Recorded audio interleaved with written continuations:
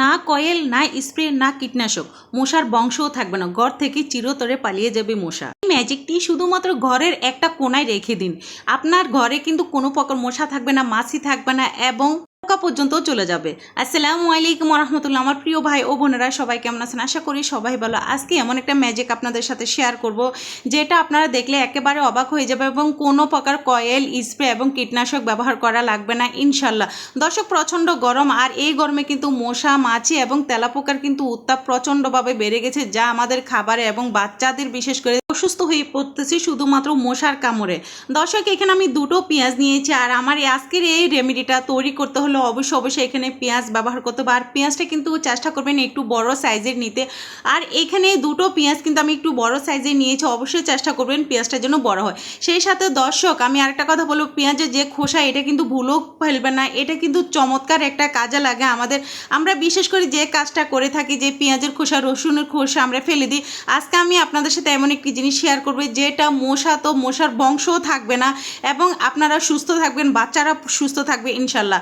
আর সেই জিনিসটা দেখতে হলে অবশ্যই কিন্তু আমার সাথে থাকুন। দর্শক, এখানে আমি একটা পেঁয়াজ নিয়েছি, দেখেছেন, আর পেঁয়াজের ভিতরে যে অংশ এটা কিন্তু একটু গভীর করতে হবে, তাই অবশ্যই চেষ্টা করবেন পেঁয়াজটা যেন একটু বড় হয়, তাহলে কিন্তু এখানে যে উপকরণগুলো আমি অ্যাড করবো সেটা কিন্তু এখানে সঠিকভাবে থাকবে এবং চতুর্দিকে পড়বে না। এবং মশার বংশ দূর করতে হলে অবশ্যই কিন্তু এই পদ্ধতিটা আপনাদের থেকে জেনে নিতে হবে। দর্শক, এখানে আমি যে জিনিসটা নিয়েছি আপনারা দেখেছেন, পাতা পাতা একটা ভাব, আর এই জিনিসটা হচ্ছে তুলসী পাতা, শুকনো তুলসী পাতা। আমাদের অনেকেরই ধারণার বাহিরে যে শুকনো তুলসী পাতা ব্যবহার করলে যে মশা একেবারে চলে যায়।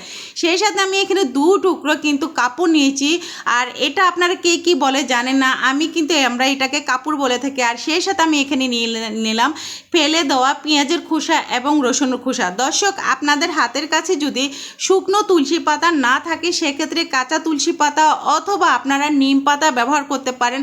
বাট আমার কাছে শুকনো তুলসী পাতার গন্ধটাই কিন্তু চমৎকার লেগেছে এবং মশা থেকে কিন্তু অনেকটা কিন্তু উপকৃত আমি পেয়েছি ইনশাল্লাহ। আমি যেহেতু পেয়েছি আপনারাও পাবেন, শুধুমাত্র এই উপায়টি যদি আপনারা ব্যবহার করেন।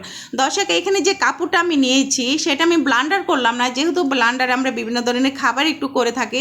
সো এই কাপড়ের গন্ধটা কিন্তু অসহ্য, এটা কিন্তু সহ্য করা যায় না। হাজার ধোয়ার পরও কিন্তু ব্লান্ডার থেকে কিন্তু গন্ধটা যায় না। তা আপনারা চেষ্টা করবেন যখন কাপড়টা এভাবে গুঁড়ো করবেন, একটা এক্সট্রা বাটিতে করবেন, যে বাটিটা আপনারা খান না এবং বাচ্চাদের দেন না সেরকম একটা বাটিতে কাপড়টা গুঁড়ো করে নিতে চেষ্টা করবেন, অথবা আপনারা পলিথিনের সাহায্যেও কিন্তু এটা করে নিতে পারেন। আর এইদিকে আমি যে কাজটা করেছি দর্শক, আমার এই চমৎকার উপকরণটি তৈরি করার জন্য এখানে যে আস্ত আমি খোসা নিয়েছি সেগুলো কিন্তু আমি ব্লান্ডার করে নিলাম। আর এই খোসা দিয়ে যে আমাদের মশা যে চিরতরে চলে যায় সেটা আপনারা দেখলে একেবারে অবাক হয়ে যাবেন। দর্শক, এখন এই কাপড়ের মধ্যে আমি যে খোসাগুলো ব্লান্ডার করে নিয়েছি আর সেগুলো কিন্তু এখন একটু মিশিয়ে নিচ্ছি। অবশ্যই দর্শক, খোসাগুলো কিন্তু একদমই কিন্তু ছোট ছোট হতে হবে, তাহলে কিন্তু এটার যে গন্ধ এবং ধোঁয়াটা সেটাই কিন্তু চমৎকারভাবে কাজ করে। প্রিয় দর্শক, আমরা কিন্তু স্প্রে, কয়েল এবং বিভিন্ন ধরনের কিন্তু কেমিক্যাল আমরা ব্যবহার করে থাকি, যেটা আমাদের জন্য ক্ষতিকর, আমাদের বাচ্চাদের জন্য ক্ষতিকর। কিন্তু আমরা অনেক সময় যে কী করব, যে মশার থেকে তো বাঁচতে আমরা পারতেছি না। বাট এই জিনিসটা শুধু আপনারা করে দেখবেন ইনশাল্লাহ, মানে দারুণভাবে কিন্তু মশা চলে যাবে, কোনো প্রকার মশা থাকবে না এবং বাচ্চারাও কিন্তু নিরাপদ থাকবে। অনেক সময় কিন্তু কয়েলের কারণে কিন্তু আমাদের বাচ্চাদের ক্ষতি হয়ে যায়, তারা হাত লাগিয়ে দেয়। সো আমি মনে করবো যে এরকম একটা নিরাপদ কাজ আপনারা শিখে নেন এবং আপনাদের বাচ্চা থেকে শুরু করে সবাইকে আপনারা সুস্থ রাখতে পারবেন, নিরাপদ রাখতে পারবেন। দর্শক, এই জিনিসটা তৈরি করার জন্য এখন আমার যে কাজটা লাগবে, এখানে আমি তুলো নিয়েছি, আর একদমই শুকনো তুলো লাগবে। আর এই তুলোর মধ্যে এখন যে কাজটা করতে হবে, এখানে যে আমি খোসাগুলো ব্লান্ডার করেছি, যে খোসাগুলো একেবারে ব্লান্ডার মিহি করা হয়েছে সেখান থেকে কিন্তু আমি আবার কিছু খোসা এই তুলোর মধ্যে দিয়ে দিচ্ছি। অবশ্যই চেষ্টা করবেন দর্শক এটা তুলোর মধ্যে দিয়ে ব্যবহার করতে, তাহলে কি গন্ধটা কিন্তু অতিরিক্ত আসে এবং ধোঁয়াটাও হয়, তখন কিন্তু কাজে লাগে। আর এটা কখন ব্যবহার করলে মশা একেবারে আসবে না ইনশাল্লাহ, পুরো ভিডিও জুড়ে আমার সাথে থাকুন, কোনো প্রকার স্কিপ করবেন না। হয়তো বা ভাবতেছেন যে এটা তো কাজ শেষ, এখনই মানে আর দেখা লাগবে না। দর্শক, এখানে এমন একটা জিনিস আমি অ্যাড করব যেটা আপনারা একেবারে অবাক হয়ে যাবেন যে কীভাবে মশা এত অল্প সময়ের মধ্যে চলে যাচ্ছে। দর্শক, দেখুন পেঁয়াজের গভীরটা কিন্তু আমি একদম অনেকটাই গভীর করেছি। চেষ্টা করবেন এরকম পেঁয়াজ নিতে, আর একটু মোটা সাইজের পেঁয়াজ নিলে কি ভিতরে যে গভীরটা সেটা কিন্তু ভালোভাবে করা যায়।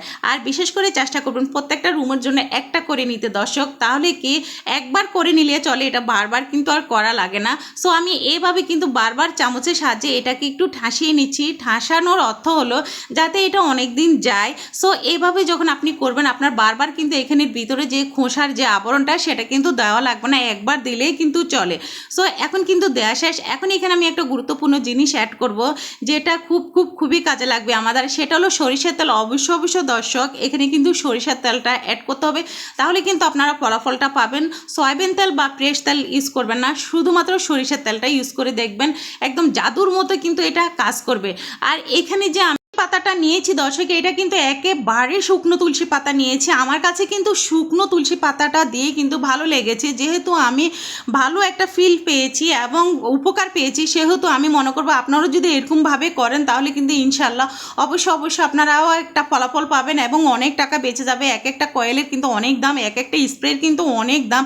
সো আমরা এই ঘরোয়া পদ্ধতি দিয়ে কিন্তু পারি মশা, মাছি এবং তেলাপোকা থেকে কিন্তু চিরতরে মুক্তি হতে। দর্শক দেখুন, একটা কাঠির সাহায্যে কিন্তু আমি এখানে এইভাবে কিন্তু আমি একটু আগুন ধরিয়ে নিলাম। আর এটা কিন্তু সাবধানে করবেন, বাচ্চাদের থেকে দূরে রাখবেন। এখন কথা হচ্ছে যে কি আগুনটা কি ধরিয়ে রাখবেন, একদমই না। এটা যখন কিছুক্ষণ জ্বলবে দর্শক, এরপরে কিন্তু এটা নিভিয়ে দিবেন। নেবানোর পর যে কাজটা হবে দর্শক, এখান থেকে কিন্তু প্রচণ্ডভাবে কিন্তু ধোঁয়া হয়, ওই ধোঁয়াটাই কিন্তু আমাদের জন্য খুবই ভালো, যে মশাটা একদম চলে যাবে। আর এই ধোঁয়াটা কিন্তু আমাদের বাচ্চাদের নাকে গেলে বা বড়দের নাকে গেলে অথবা কোনো সমস্যা হবে না। আর এটা কিন্তু কোনো পার্শ্ব প্রতিক্রিয়া নেই, শুধুমাত্র মশা চলে যাবে ইনশাল্লাহ। আর এইভাবে কিন্তু মানে ধোঁয়াটা যখন দিবেন তখন কিন্তু ধীরে ধীরে সমস্ত মশা কিন্তু চলে যাবে। বিশেষ করে সন্ধ্যার আগ মুহূর্তে এই কাজটা আপনারা করবেন, ইনশাল্লাহ খুব সুন্দর একটা ফলাফল আপনারা পাবেন। এখন দ্বিতীয় পদ্ধতি আমি আপনাদের সাথে শেয়ার করতেছি দর্শক, কোনো প্রকার স্কিপ করবেন না, এটা কিন্তু খুবই গুরুত্বপূর্ণ। আমরা কিন্তু সবসময় কী করি, গুড নাইট অ্যাক্টিভ ব্যবহার করে থাকি দর্শক। আপনাদের মানে বাসায় যদি গুড নাইট অ্যাক্টিভের যে কোটা থাকে সেটা থাকলে কিন্তু চলবে, অথবা আপনাদের হাতের কাছে যদি গুড নাইট অ্যাক্টিভের কোটা না থাকে সেক্ষেত্রে কিন্তু বিভিন্ন কোটাতে কিন্তু আপনারা এই জিনিসটা করতে পারবেন। এখানে যে খোসাগুলো রয়েছে দর্শক, এখানে কিন্তু আমি পরিমাণ মতো সরিষার তেল দিয়েছি, আর অবশ্যই কিন্তু এখানে আরেকটু সরিষার তেল বেশি দেওয়া লাগবে। আর এটা দিয়ে দর্শক যে কাজটা আপনারা করবেন, এটা কিন্তু চুলার মধ্যে কিন্তু খুব ভালো করে বলক নিয়ে আসবেন।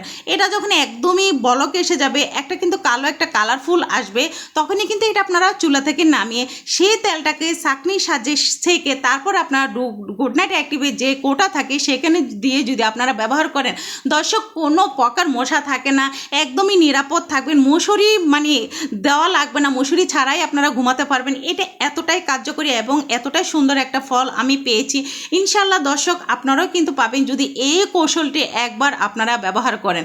দর্শক আমি প্রথম যে পদ্ধতিটি আপনাদের সাথে শেয়ার করেছিলাম, আর সেটা হচ্ছে আমি পেঁয়াজের মধ্যে দিয়েছি দর্শক। আপনাদের হাতের কাছে যদি পেঁয়াজ না থাকে সেক্ষেত্রে আপনারা টমেটো ব্যবহার করতে পারেন অথবা লেবু ব্যবহার করতে পারেন, যে কোনো কিছু আপনারা ব্যবহার করেই কিন্তু এভাবে কিন্তু মশা কিন্তু চিরতরে বিদায় করতে পারেন।